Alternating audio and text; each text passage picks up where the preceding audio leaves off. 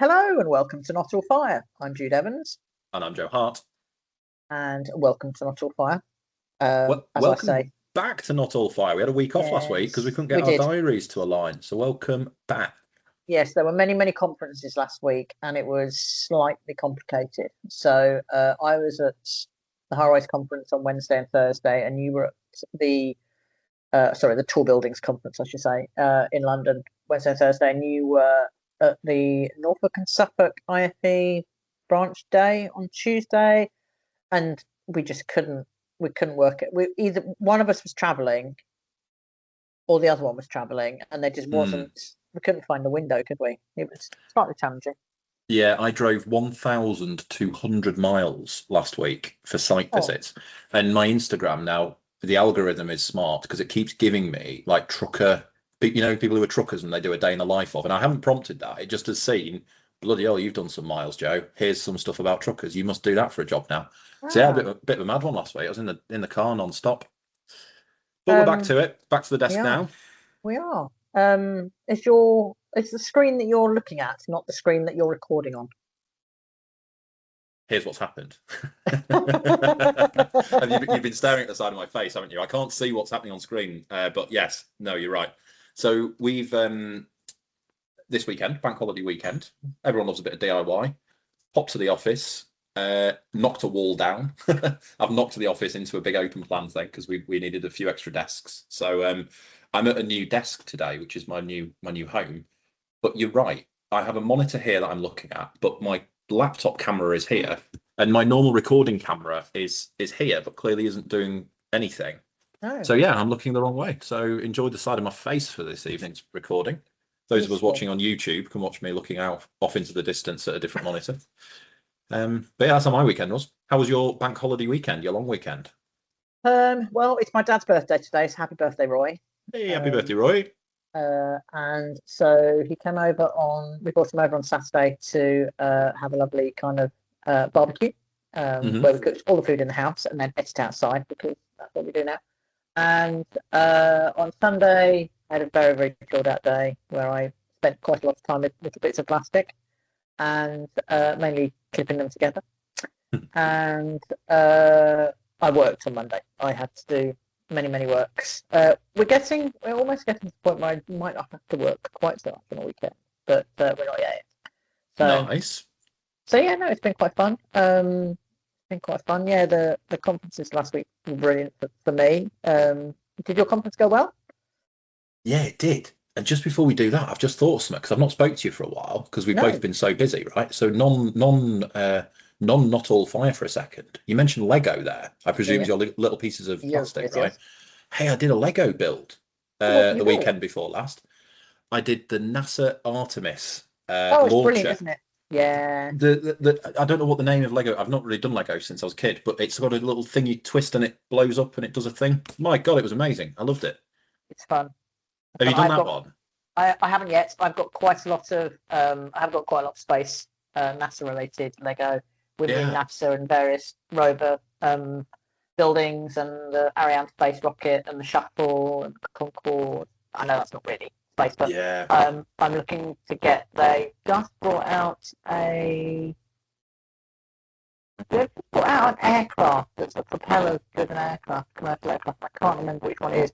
That's actually the next one that I'm looking to get. There are some other ones that, but sadly, we're very much on Lego podcast now. There's a retired sets Lego shop in Sheffield that's just around the corner from IKEA. So now, basically, if we go to IKEA to buy something for the house for Sarah, Uh-huh.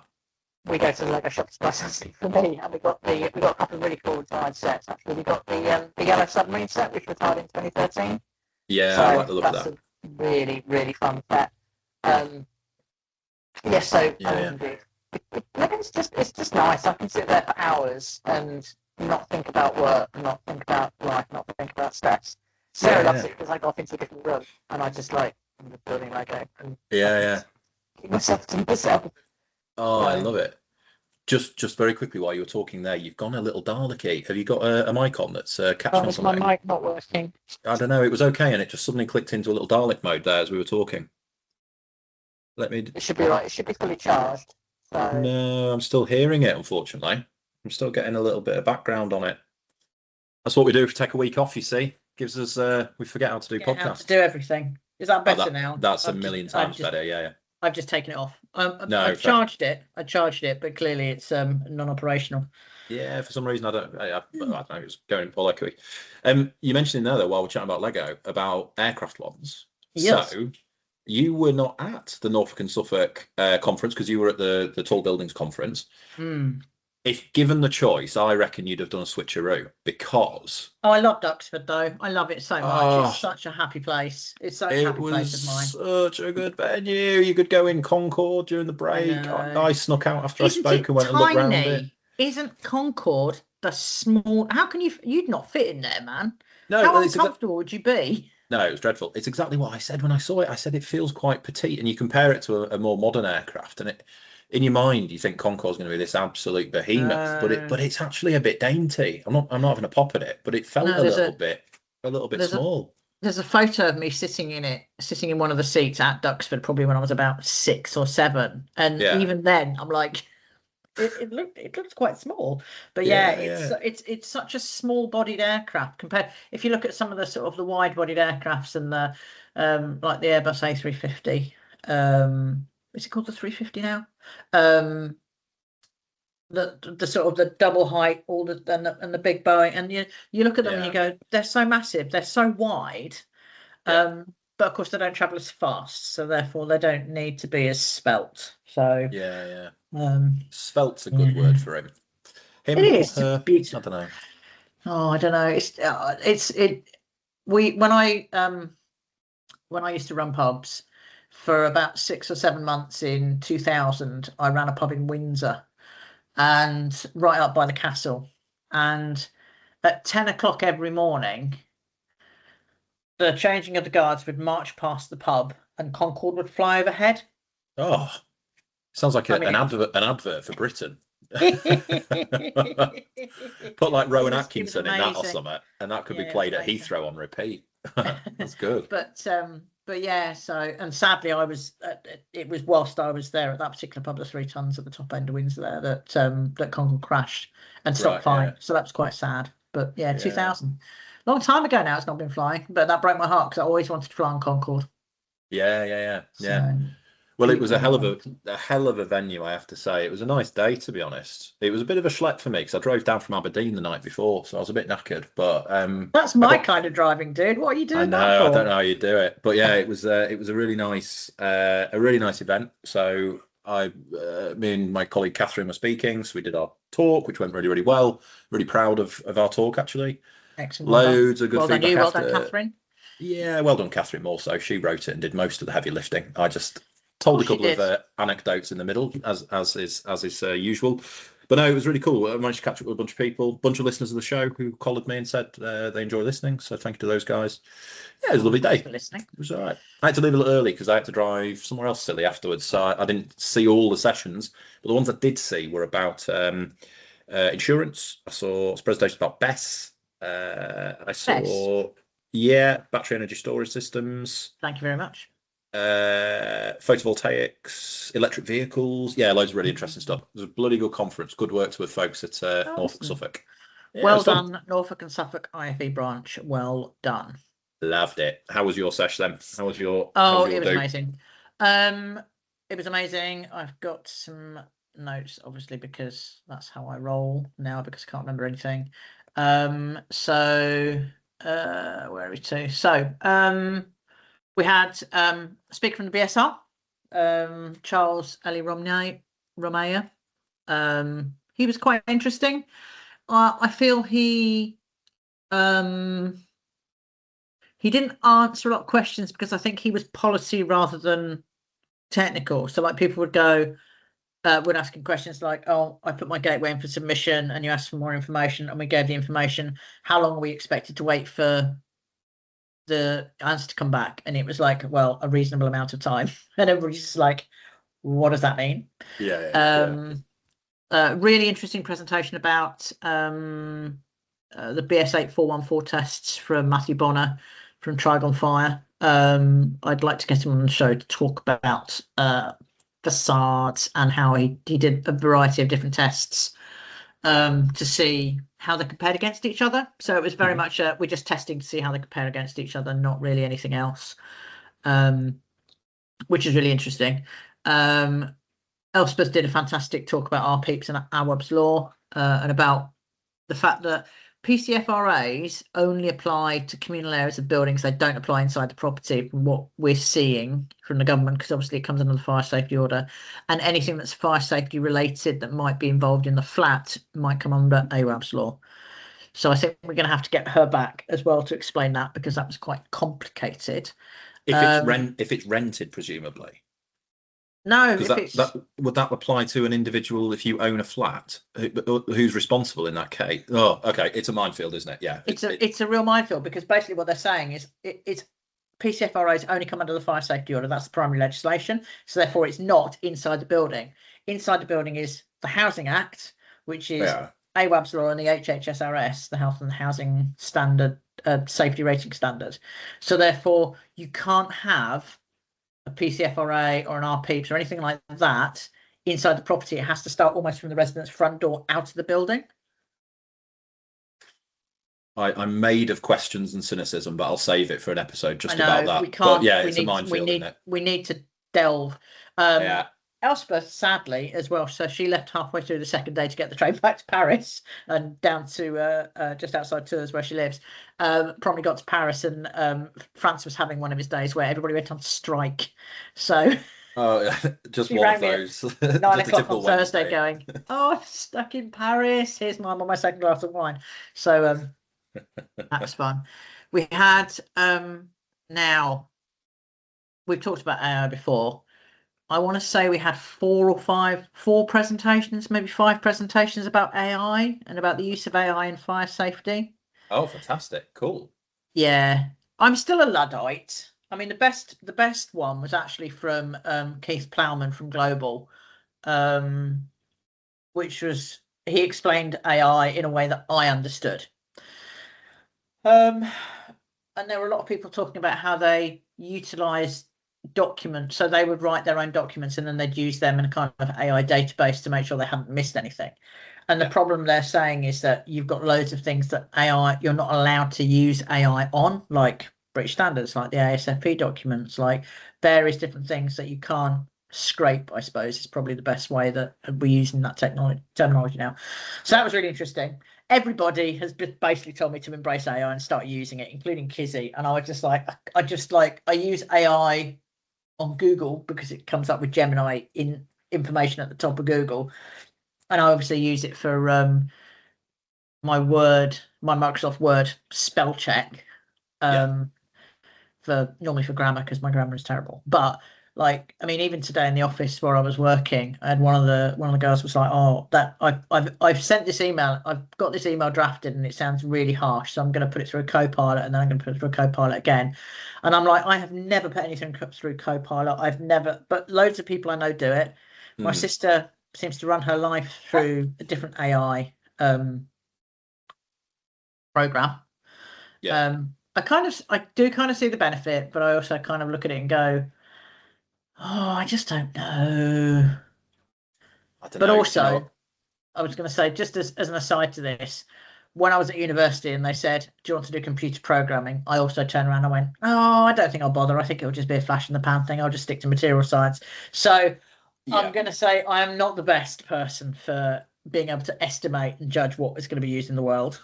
But I'm going to have to join Kizzy and the rest of the team there by telling you to just get on with it, because it's not even a decision to make anymore. It's like if someone says in the late 80s, early 90s, are you going to use the internet? Like, it isn't an option. When the washing machine was invented, you're going to go, "No, I'm just going to keep using a mangle. I'm going to keep going down the river to wash my clothes." Like, it's not an option. It just doesn't make sense. You just have to get on with it. But yeah, I use it a huge amount. But I don't really know where I'd use it, because I'm quite used to writing emails that are technical and that seem to be perfectly fine. So I wouldn't necessarily use it to rewrite an email.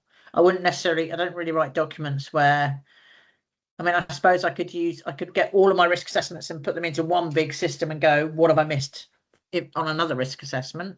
Is that how I would use it? You could. Machine learning.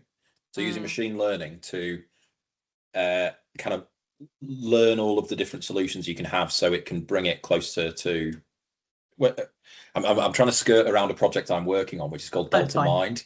So I have a research project called Delta Mind, which is basically taking every strategy that we ever write, importing it to Delta Mind, and then when we have a new solution we need to develop, it will scrape through every solution we've ever done and gone, it might already be done for you in this previous report. Yeah, I think One thing about- that's certainly what Keith was talking about, and it's got to be done. some of the others were talking about in that kind of way. So Yeah. One thing you Yeah, have to I bear in mind is suppose. if you whack it onto ChatGPT or Copilot or whatever, or Oh yeah, whatever no, else is don't floating about, don't you do lose that. control of it, because then you are Yeah. giving away information. So if you upload floor, I've seen this, people have spoken at conferences and go, I upload the floor plans to ChatGPT and ask it to prompt me for the big fire queries. You go, and then someone sticks around and says, have you told your client you've done that? Because you've signed an NDA on the job. You just uploaded it to a system that's uncontrolled. So yeah, it's a bit of a, you have to be careful. One that's, you have to have an in-house one. Yeah. Good topics for a conference, though. If you've got 4 talks on that at a conference, that shows it's a good emerging future conference for me. That's a good sign. I know. I'm being known by everybody. It's fine. I understand. Funnily enough, we had a really interesting chat from a guy called Marcus Holland from a company called Matterport, which was about BIM and creating digital twins, which is basically using a piece of software just like what we've bought to do basically exactly what we've bought. Yeah, I come across Matterport all the time. Yeah, I've got Matterport scan I was looking at yesterday. Yeah. And I said, we use this piece of kit and this piece of stuff. And he went, oh, I've never heard of it. And I was just like, well, you would say that because it's one of your competitors. So very similar though. I've used both. Yeah. So Brent talked about high-rise firefighting, which really confused Elspeth because Brent Brooks head of high-rise fire safety and Toronto Fire Service has now moved to New Brunswick, which is even closer to potentially where we're next going on holiday. So that's very exciting. He talked about firefighting techniques and hose size and getting boots on the ground and water on fires and all that kind of stuff, which is really, really interesting. Absolutely confused Elspeth totally because it was quite technical. And then there was a panel chat with Dr. Barbara Lane, Elspeth, Charles from the BSR, and me, because somebody else had pulled out, and Russ came up to me and went, would you like to be on the panel at the end? So I sat on the panel, and we talked about various different things. I talked about resident engagement, and Russ asked us if we had all the money in the world, what would we do? And I said I'd have it so we could do resident engagement, so we could just sit down and have a cup of tea with every single resident and understand what they need and what they want. Because I don't think we do resident engagement very well. I was going to say retrain into a new career, but that's perhaps not the answer on stage that would have landed very well. I'm going to take all that money and I'm going to go live somewhere really hot and sunny. Yeah. Hey, I'll tell you where's hot and sunny though, Jude, Preston, and wherever you are, because there's no grim. Yeah, currently in Essex, it's quite warm. And then we all went out for drinks, and I managed to convince quite a number of people by the end of going out for drinks that we should all be drinking Aperol Spritz. And then because I was staying in Brentwood, I had an hour's train journey back to Brentwood, and I arrived there back at 9 o'clock, where I absolutely then put my face into a burger because I drank quite a lot of Aperol Spritz. Nice. We were all quite tender the next day, but the next day we had some Kizzy, our legal friend, she opened it. She did a really good opening speech actually. Dr. Gavin Dunn from the FPA, he kind of did a good chat and spoke about various different bits and pieces. We had some expert witness information, again more AI. Emily Harbottle from Cascade Risk Management, have you heard of Emily? She did a really good presentation about preparing building safety cases and about using bow ties, which is really interesting. And then we had some Professor Ed Gallia did a really good presentation about toxic species generation through external cladding fires, which they kind of used Grenfell buildings and Grenfell type buildings to prove that the carbon monoxide very much got in before any kind of other carbon monoxide and various other clear toxic materials were around, not just within the smoke. It was a really, really good paper actually. So and then modelling they'd done CFD or live testing. So he did talk about his CFD modelling. So yes, that was through CFD modelling. He also he'd done loads of CFD modelling on the 8414 tests as well. So he had quite a good chat with Matthew, which was quite cool. Yeah. And then I had to leave the presentation. I had to leave early, so I left sort of the middle of the afternoon, purely because I had to get back to Brentwood and then go down to Portsmouth. And I popped in to see Andrea on the way down to say hi, find out how she's getting on for her conference coming up in 3 weeks' time, the Women Talking Fire conference. Oh, of course. Now you're hosting a thing there. You're doing a quiz or something? I am I'm doing a quiz the night before the meal, and I'm hosting. Yes, so I spoke to Dr. Barbara Lane because she was with us on the evening. So she's going to be there. She's looking forward to it. We've got Dame Jude Hackett doing the opening keynote speech, I think. I'm not 100% sure because I haven't seen the presentation, the order of play. It was originally only going to be female speakers, but I think we've had to get a couple of guys in because we don't know anybody with the technical knowledge for some of the things we talk about with lifts and stuff like that. But yeah, so Lindsay Seale's going to be there, so that's going to be really fun as well. So yeah, it's going to be looking like it's going to be a really good day. I want to say there's somebody from Cheshire Fire and Rescue Service who's going to be there talking about the case that was quashed. Beachmere. So that's the one. So that could be quite interesting as well. So absolutely, yeah. So so that's on the 19th. I want to say it's probably not the 19th. It's about the 19th of June. It's a Friday. It's the day before I go on holiday. So it's all quite tight. So it was a really, really good day, actually. Really, really good couple of days. Really good technical information. And fun meeting up with people. And again, I had a couple of people come up to me and say, shout out for listening. Oh, obviously names I've instantly forgotten. I think Tom said, and who I think you used to teach at UCLan, and a couple of others. Oh, yeah. So shout out to those people who said that. It always, again, it still makes me feel a bit weird that people listen to this, obviously, but shout out to former student Tom. As I always say, I don't know who Tom is because I've not got a surname. If he's doing well, I'm very proud of him, and he's a student I always knew would go far. If he's dreadful, he's nothing to do with me, and I taught him very briefly. So I hope Tom's doing well in his career. Who knows? Hey. But yeah. He's at the Tall Buildings Conference, so he's got to be doing fairly well. Well done, Tom. I'm very proud of your achievements. Well, I know. I've immediately got 3 or 4 Toms come to mind. It could be any one of you. So thanks for checking out the show, whichever Tom it was. And also I apologise because it was so brief. It was so brief, and I got very flustered, and then he ran off. So yes, so that's kind of our last week. It's quite exciting. I'll tell you what though, fires. Oh my God, fires.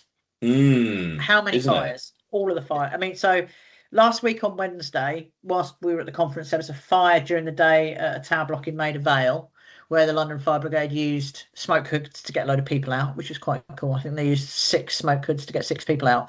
Wow. Interestingly, it said they evacuated 15 people, 6 with smoke hoods, and then 9 people had to go to hospital for smoke inhalation. And I was like, I know my maths isn't great, but I was like, does that mean if they'd have had 15 smoke hoods, maybe nobody would have gone to hospital with smoke inhalation? Well, it's very late in the day and it's very warm, but the maths is perfect. The number of people who didn't have a smoke hood all had to be treated for smoke inhalation. Is that the best advert for smoke hoods we could have? I'm going to say, I'm going to say, no, based on my crib, playing crib many years ago, I know how many 15 is by any number of different cards under 10. So, sure. So yeah, I actually didn't see that fire. Maida Vale, you say? I know that area reasonably well. Was it a resi? You said you only evacuated 15. It must have been a low rise though, was it? This isn't high rise fire like the one we had yesterday, for example, over in Hackney, which looked like a high rise. It was actually a vehicle fire, wasn't it? Let's have a look. 6 days ago, 15 fire engines and around 100 firefighters recorded a flat fire on the A5 in Maida Vale. A flat on the 5th floor of the building. That's fairly big. Facing the 6th floor.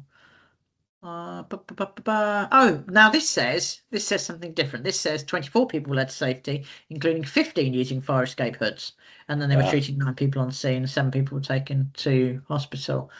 I'm assuming it was quite tall. I don't know. It doesn't say anything about the building because I've just gone to the London Fire Brigade website. But yeah, so it must have been, well, it was at least a 6-story building, if not more. So But it was the fire started at 9:30 in the morning. Oh, okay. Well, that's slightly different then, because do you know what? Immediately when I think of high-rise fires, I always think about nighttime. I always think about evacuations happening in the middle of the night. Happens so 9 It explains the lower occupancy, I guess. Only 24 people in a 5-story block. Yeah, Possibly. okay. Oh. So yeah. A flat on the 5th floor of the building was destroyed, and half the fascia of flat on the 6th floor was damaged by fire. So it clearly stayed pretty much within the confines of the fire. Fairly localized, isn't it? Yeah. I'll tell you where I've been today. Hmm. So just before we started recording, I met I had a little meeting where the Chief Fire Officer of Essex Fire and Rescue, a guy called Rick Hilton, met with some people for one of my clients, and I kind of was invited, to be fair, along, just to talk about sort of some of the community fire safety and various bits and pieces that they have. And when we turned up, they were like, "Oh, we're really sorry. Most of the engines are out, most of the crews are out because we've got quite a lot of fire action going on at the moment." And they still had one engine in there. And whilst we were sitting and chatting to the chief fire officer and a couple of they had the station officer and one of the watch commanders. And whilst we were sitting there, another shout came out, which was for a wildfire in Rainham, grass fire in Rainham, which is, although it's not necessarily within Essex, they said they were providing cross line support. Yeah. So. And I've just had a look at that, and again on their website, updated at 5:30 because this is Tuesday. 7 fire engines and 50 firefighters have called to a fire near Berwick Pond Road in Rainham. It's affecting a green open space close to Hornchurch Country Park. So they've there's quite a few people down there. Again, we'd laughed actually about wildfires and grass fires, and then clearly turned up. But actually, what's really interesting is that London Fire Brigade have attended between 7 a.m. on Friday, the 22nd of May, and 7 a.m. on Tuesday, the 26th of May, which is so between Friday morning and this morning at Tuesday. London Fire Brigade attended 2,093 incidents, and the control officers handled 3,644 calls, which is around 40% compared to the same period last year. Wow. So, and that's everything from flat fires to set at least 70 outdoor fires involving grass, trees, fencing, and barbecues. So there's quite a lot of they're small fires. They're all quite small fires. Yeah. But yeah, so quite a lot. That's the one though, isn't it? When you say about open grass fires and barbecues and stuff, you get a weekend like this. There's people out having campfires and barbecues. The instances of wildland fires. I toy with this a lot, right? Because this is my research. This is what most of my research is these days is wildfires. But I hasten to call them wildfires anymore because people instantly think of the Palisades. They think of acres and acres on fire. So I tend to call them wildland fires now. Wildland fires, and it could be a small brush fire or grass fire that comes from a barbecue and becomes relatively small and localized, but it's still a wildland fire. It's something like 75-80% of all wildland fires are caused by human activity, and it's often a cigarette or a firework or a barbecue or a bonfire that leads to it. And they can be small incidents, but because they're usually on top of a bloody hill, you've got to walk to the thing. They're quite hard to fight. So I'm not surprised by that this weekend. Just gone. Yeah. The other thing is, I mean, we were laughing about wildfires when we were chatting in the meeting, and they were like, "Well, do London have many wildfires?" And I was just like, "London have loads of wildfires," because of course it's like you say, what the definition of a wildfire is. Well, it's a fire on grassland, or it's a fire in a park, or it's a fire in a garden. Well, all of those could be classed as wildfires. Yeah. London Fire Brigade declared a major incident 2 years ago, didn't they, for a wildfire? Well, they 10 houses were destroyed, was it? Oh, I know, that was really bad down in the south, southeast. They were talking actually, I think on Saturday, they were talking about how the fact that it was there was the fire risk around Buckingham Palace was the highest it's been for years. Right. Okay. Because you've got the parkland around there as well. So. Yeah, I can believe that. Yeah. Big wildfires over in Los Angeles at the minute. Big wildfires in Greece and Spain, Japan at the moment. Obviously, we spend a lot of time tracking them. Yeah, the huge Korea, South Korea at the moment. Awful wildfires. Really? Wildland fires. Yeah. Loads going on. Yeah. Blimey. But it's not just fires, is it? Because you told me something about there was a massive gas leak in LA that thousands of people had to be evacuated. Oh, yes. Let me find this. Right. Did you see anything about this till we were chatting before No, we came on air? nothing at all. I mean, I know about that there was a construction fire at the Marina Tower, that Dubai building, because everybody thought it might have been a missile, and it wasn't. It was just a construction site fire, and that's a massive building that they're building. The Dubai Marine, the tower at the Dubai Arena is huge, but it was a 50-story building on the edge of the new Dubai harbour, but it's still under construction. Doesn't matter that they're having a war, Right. it's still under construction. But they had a massive fire there. So Yeah. yeah, that I saw, but not about the gas Ah. leak. Well, I saw the fire in Hackney, obviously, where that car exploded, because that was really dynamic. yeah, which then spread to a kind of or close to a resi building, didn't it? Because I think it was reported as a residential fire at first when I saw it, and then it actually turned out it was a car fire adjacent or in the car park or something that may have nearly spread to the building. Whereas we had one in Basildon last week where it was a house fire that spread to a car, and the car exploded. Oh right, yeah, Yeah. yeah. It's all very like we haven't had this many fires to talk about in a No, week for ages. yeah, that's true. This one here I've just pulled up right. So this reported yesterday saying the threat of a huge explosion has been eliminated. So over the weekend this was live. It happened at the back end of last week. So this is in Orange County, which is kind of southeast of the downtown Los Angeles. So quite a big area, very heavily Full of housewives. I believe there's urban area. housewives of Orange County around there, isn't there? There is. I don't, that's a TV show or something, is it? I guess. Yeah, I believe it's a TV show. Okay, fair. It is an urban area though. It is when you fly into LAX, you fly straight over Orange County very often, and it is just streets and streets and blocks of houses. So it is a built area, you know. Oh wow. But what's happened? So, quoting here, the threat of a failing chemical tank in Orange County causing a huge explosion has been eliminated following an overnight operation, California fire officials say.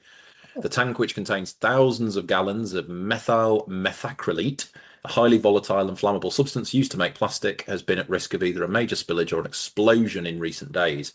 Oh. And then skipping ahead a little bit, they had to do this huge exclusion zone around it. So a new and reduced evacuation zone has been established with approximately 16,000 people still unable to return home.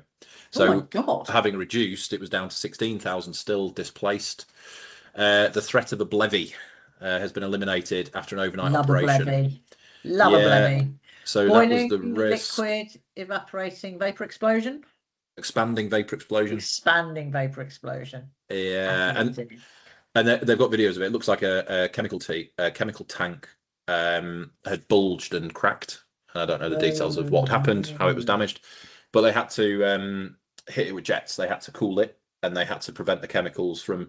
There was risk of there was a chemical threat. So the vapor itself being hazardous to health, but then also that causing a flammable vapor layer which could ignite. And then also the risk of a blevy happening in the tank itself. So this evacuated tens of thousands of people just over the weekend. That's huge then. In Los Angeles, yeah, it's been enormous. It was a big incident. It's all resolved now by looks of things.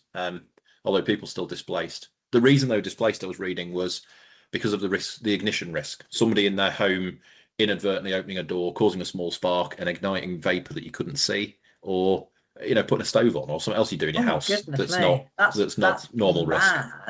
Yeah, right in the middle of Orange County. Scary stuff. So what was the chemical again? Methyl.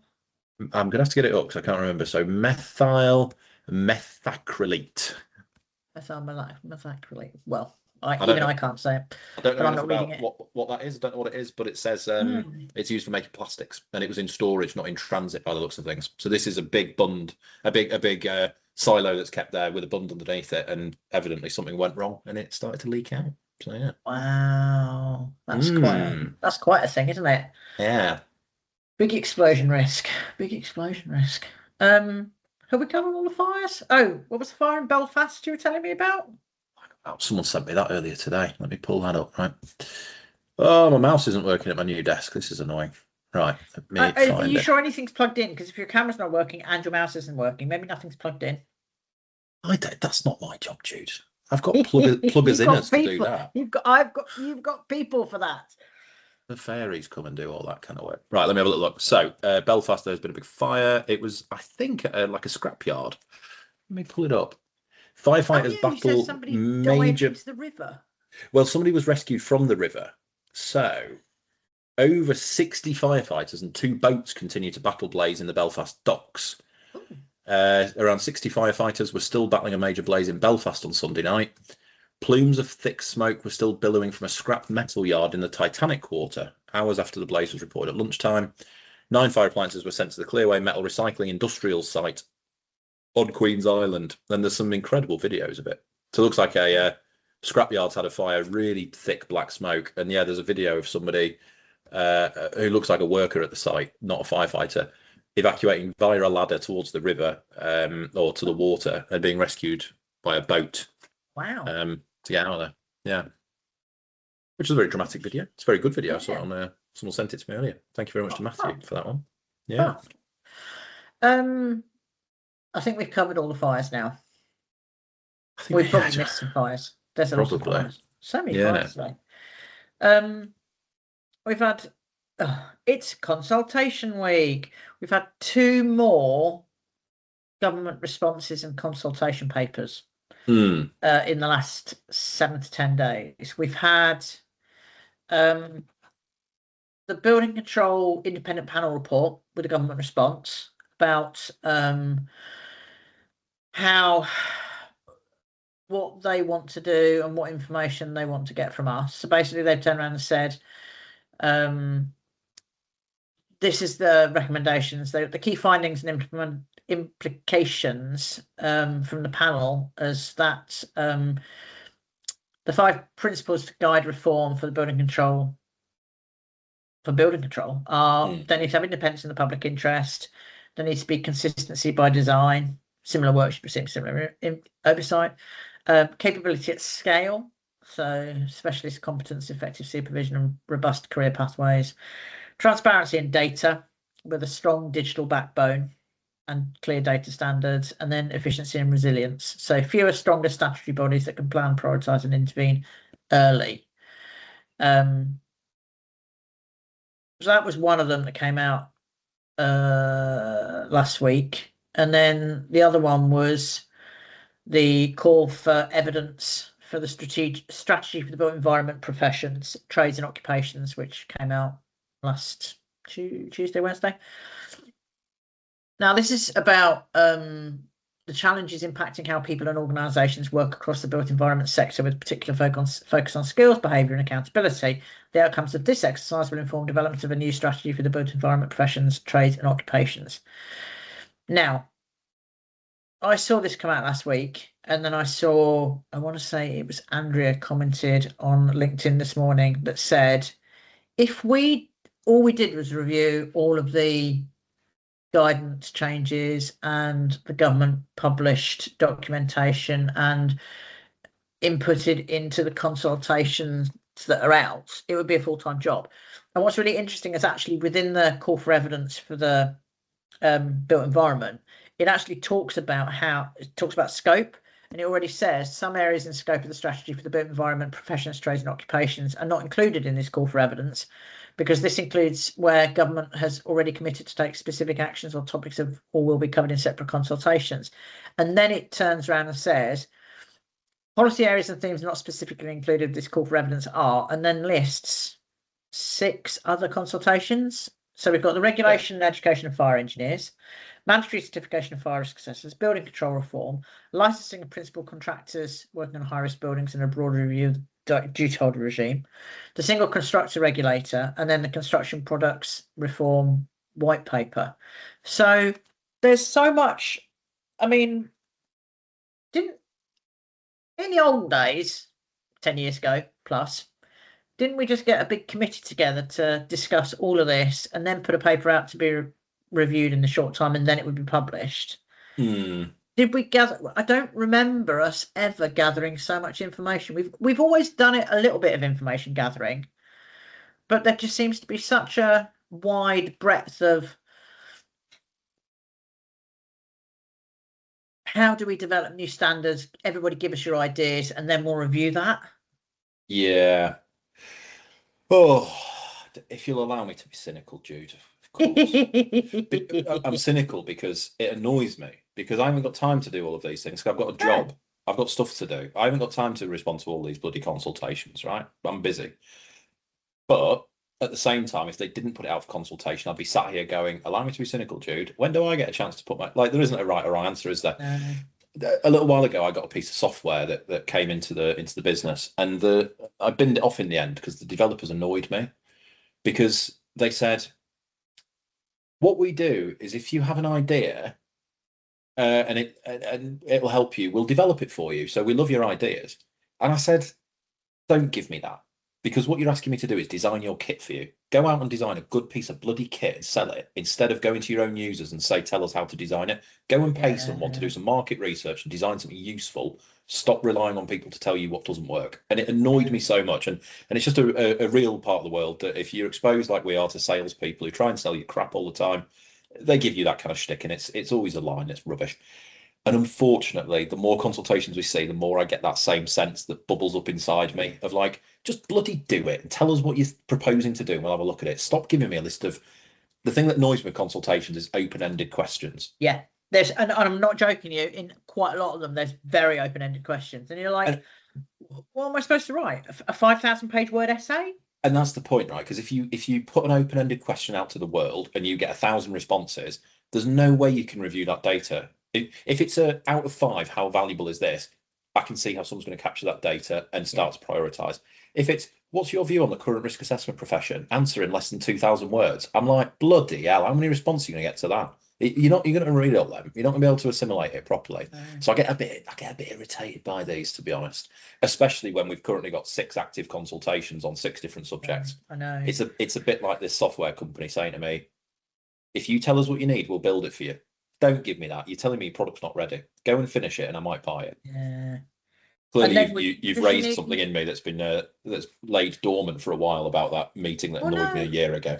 No, because I was thinking about it, and I was thinking about it when I was driving down to Essex last night, and I was just like, why are we the end user who are going to have to go, because mainly because I wrote a technical note for somebody from a specific part of ADB yesterday, and they were like, I need you to explain these 2 lines of ADB for this particular scenario and put it into a 3-page technical report so we can give it to Building Control and the Housing Association on why we're building our buildings like this. And I'm like, that's fine, I can do that. I'm explaining in greater detail what ADB is doing. But then I'm like, but that's what they're asking us to do for reviewing the document. And I charge people for that. Right. Yeah, that's fair. Yeah. So why should I spend time where I should be earning money, because we are running businesses, I mean, yes, it will make everybody's lives easier and it will make everybody's lives more simple if the way we're doing it. But then I'm like, oh yeah, give us something to review more than just, what do you think about the state of this? Yeah, it's like the development of legislation, starting with a green paper and a white paper, and then the first reading. There's something tangible to look at. Yeah. Does this work? Yes or no? Rather than, if you do consultations, for me, they have to be closed questions. Yeah. You can't just put in 2,000 words or less, tell us what doesn't work about the current system. You're just going to get 1,000 essays that you're not going to read. You know, give us something, show us that you've put some research into it. And in fairness, I haven't looked at these consultations. They might be closed, they might be open. I'm not sure. You know, I'm not casting aspersions on this one, but it does start to irritate me, especially when I've got, like, as you say, we've got jobs to do. I've got 25 people sat around this office. If I give them all these consultations, what, do I just lose a whole week's trading for the whole team because we've got to respond to these things?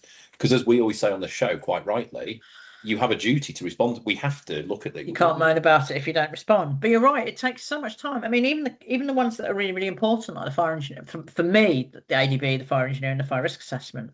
But then you're like, well, yeah, building control does kind of play into us, and yeah, strategy for the built environment, it does kind of play into us. But if you drop all of these at the same time, because that's the other thing as well, why have they all come out at the same time? Space them out. Yeah, no, absolutely. Well, I hadn't even seen these ones, so they're useful to be aware of. I will take a look at them. I may not, in truth, have time to respond to them because I haven't got time, because I'm busy doing the other ones and my other job and everything else is kicking off. So it's a challenge. It is a challenge at the moment because it just feels like there's not enough of us doing all the work, but then we're being expected to do lots of other stuff as well. Yeah. I mean, the reason, as I say, I've moved the office round, we knocked a wall out because I've had 4 new starters in the last couple of weeks. Even then, those guys who have started, 2 of whom started today, they're already too busy. They've only been here, they've done 7.5 hours. Already we've got a need because we're all so busy. We're all picking up this, huge amount of work that's out there and working through our lists that we don't really need additional tasks on there, do we? But we'll do what we can to have a look. Yeah. Yeah, it's an interesting world. It's an interesting world at the moment. So what are you up to the next week then? Don't even know. Living day by day. I'll wake up tomorrow and see what happens. Like, I can't even think about my schedule for tomorrow because I'm nowhere near finishing today's to-do list yet. Where's my pad? I don't know where my bloody pad is. I've got loads, but I'm out and about traveling tomorrow. Over to Liverpool first thing for a site visit to a HRB for a site that's been empty for 25 years. Oh my God. It's been decanted for 25 years and they're bringing it back. So obviously it's now a HRB. Colleague Tom in the office today said, do we need PPE? I said, yeah, I think we do. He said, do you think we need face masks? And I said, yeah, absolutely. And we totally do. I hadn't even thought of that. It's not in our standard kit, but yeah, I'm going there tomorrow. Then I'm driving down to London straight after lunchtime and down there for a meeting in the afternoon. And then I'm staying around that area for a couple of days. I've got a load of sites and meetings and all sorts of fun stuff to do. Busy. Yeah. How about you? Staying down in sunny Essex? I am in sunny Essex the next couple of days. I've got a debrief for a chemical plant I did a forest assessment for early in the year on Friday over Oxford Way. So I'll be going over there. And then office week next week. Basically, we've got all the team in the office on Monday. There'll be 7 of us there, which is very exciting. Risk assessment Tuesday. And then I'm basically in the office all of next week, which is very, very exciting. So, nice. Which means it's really nice for when we record our podcast next week. Tuesday next week. Next week we've got guests, right? We've got insurance. Guests. Yeah, absolutely. Yes, we're doing a bit of insurance special next week, which has lived in my mind non-stop at the minute because I had the conference, which had a bit of insurance focus. I've been chatting to the guys who are coming on the show. I'll let them reveal next week who they are, where they're from. But we're doing stuff about insurance. They are fire insurers as well, so we're going to get some good insights there. Do you know what? This is the first conference. The Tall Building Conference didn't talk about insurance, I don't think, at all. And it's the first conference in ages that I've not been to. I'm going to drop something else in. I'm presenting at a conference. Presenting at a conference. Fire Safety Live in London on the 1st and 2nd of July. I'm going to be on the Golden Thread stand doing a thing about the Golden Thread. My photograph is even on the website already. I want to say I'm going to be talking about, let me find out what I'm going to be talking about. Collaboration across stakeholders, how we can work together to ensure accurate and continuous safety records together with lessons learned.